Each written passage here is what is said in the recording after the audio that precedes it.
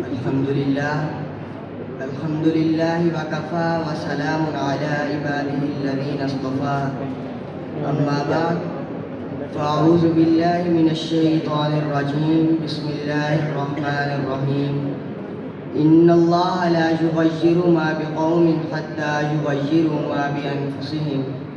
صدق الله العظيم وصدق رسوله النبي الكريم ونحن على ذلك لمن الشاهدين والشاكرين والحمد لله رب العالمين اما بعد معزز سامعین، آج میں آپ حضرات کے سامنے جس موضوع سخن پر لب گشائی کرنے کی سعادت حاصل کر رہا ہوں وہ موضوع تھے تو آبا وہ تمہارے ہی مگر تم کیا ہو کہ حسین عنوان سے معنون ہے۔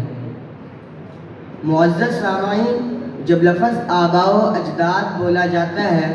تو اس سے مراد صحابہ کرام رضوان اللہ عنہم اجمعین اور ائمہ دین مراد ہوتے ہیں۔ میری تقریر کا موضوع علامہ اقبال کے شعر کا اولین مصرع، جس میں شاعر مشرق مسلمانوں کی شاندار ماضی یاد کروا کر ان کو ان جیسا بننے پر پرانگیختہ کرتے ہیں۔ ہمارے آبا و اجداد کیا تھے؟ ہمارے اسلاف کون تھے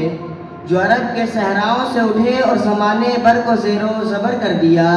کائنات کو تسخیر کرتے کرتے باہر ظلمات میں اپنے گھوڑے اتار دیے، اللہ کی وحدانیت اور رسول صلی اللہ علیہ وسلم کی رسالت کا عالم لے کر نکلے تو فتوحات ان کے گھر کی لونڈی بن گئیں، صحراؤں کا دامن کشادہ ہونے کے باوجود ان کے سامنے سمٹ گیا، زمین کی وسعتیں ان کے قدموں تلے تنگ ہوتی نظر آئیں۔ اس پر شاعر مشرق پکار اٹھے، یہ غازی یہ تیرے پر اسرار بندے، یہ غازی یہ تیرے پر اسرار بندے، جنہیں تو نے بخشا ہے ذوق خدائی، دو نیم ان کی ٹھوکر سے صحرا و دریا، سمٹ کر پہاڑ ان کی ہیبت سے رائی۔ عزیزان من، وہ تھے ہمارے آبا جنہوں نے اپنی ساری زندگی دین اسلام کی نشر و اشاعت اور بقا و تحفظ کے لیے قربان کر دی تھی۔ ان کی ساری زندگی میں تکالیف و آلام اور مصائب کا دورہ تھا، اس کے باوجود انہوں نے اپنا کوئی دقیقہ فرگزاشت نہیں کیا، ان کا ایک ایک منٹ ان کے لیے بہت قیمتی تھا۔ ان کے اندر ایمان و اخلاص کی پختگی تھی، ان کا سینہ صبر و یقین سے لبریز تھا، کتاب و سنت ان کا عقیدہ تھا، ان کا عمل شہرت طلبی سے خالی تھا، ان کے قلوب و اذہان صاف ستھرے تھے، کجی و گمراہی ان میں موجود ہی نہیں تھی، وہ سب فکر سلیم کے حامل تھے۔ کہاں ہمارے وہ آبا و اجداد جنہوں نے دنیا سے کفر و شرک کا خاتمہ کیا، بدعت و خرافات کی جڑیں اکھیڑیں اور اس دنیا کو اپنی نورانیت سے منور کیا؟ اور کہاں ہم آج اندھیروں کے مسافر؟ کہاں وہ اللہ کے برگزیدہ اور اللہ کا قرب پانے والے؟ اور کہاں ہم آج جنہیں اللہ کی معرفت ہی نصیب نہیں ہوتی؟ کہاں ہمارے وہ اسلاف جو امانت و دیانت، صداقت و شرافت اور نیک نامی میں اپنا لوہا منوا چکے تھے، مگر ہم آج ان تمام خصائل و صفات سے یکسر خالی اور عاری نظر آتے ہیں؟ اس پر یہی کہا جا سکتا ہے کہ چہ نسبت خاک را با عالم پاک۔ عزیز سامعین، ہمارے اسلاف تو وہ ہیرے ہیں کہ جن میں ہر ایک ہیرا پورے جہاں کو روشن رکھنے کی صلاحیت رکھتا ہے، یہ وہ ہیرے ہیں کہ جن کی علمی خدمات سے عالم اسلام کو عروج و اقبال اور تحفظ و تقویت حاصل ہوئی، جو جہاں ذرہ ہے وہی آفتاب ہے۔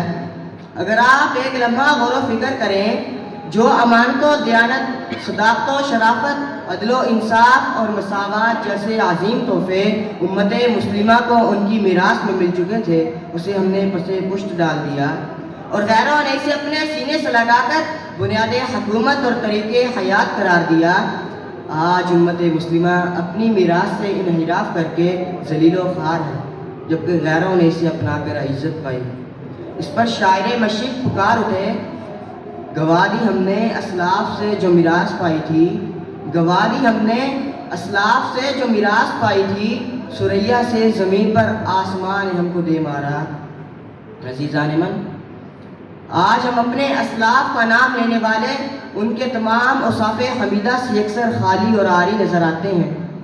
ہمارے اندر اخلاق کی کمی، بدکرداری کی زیادتی آ چکی ہے، ہم ریاکاری میں مبتلا ہو چکے ہیں، ہم حسد و تکبر جیسی غلیظ بیماریوں کے مریض بن چکے ہیں، ہم دولت کے پجاری، دنیا کے طالب، عزت کے متلاشی، شہرت کے بھوکے، نام و نمود کے متمنی ہیں، ہم ہر وقت اپنے آپ کو الفاظ و القابات میں نوازنے میں محو رہتے ہیں۔ شیطان نے ہمیں ہر طرح سے اپنے دام میں پھنسا رکھا ہے۔ اگر ہم دین اسلام کی اصل اہمیت کو سمجھ لیں تو ہمارے رونگٹے کھڑے ہو جائیں، رات کی نیندیں اڑ جائیں، بھوک و پیاس ختم ہو جائے۔ میں اپنی تقریر کے اختتام پر اقبال کے الفاظ میں یہی کہوں گا کہ تجھے آبا سے اپنے کوئی نسبت ہو نہیں سکتی، تجھے آبا سے اپنے کوئی نسبت ہو نہیں سکتی، کہ تو گفتار وہ کردار تو ثابت و سیار۔ السلام علیکم۔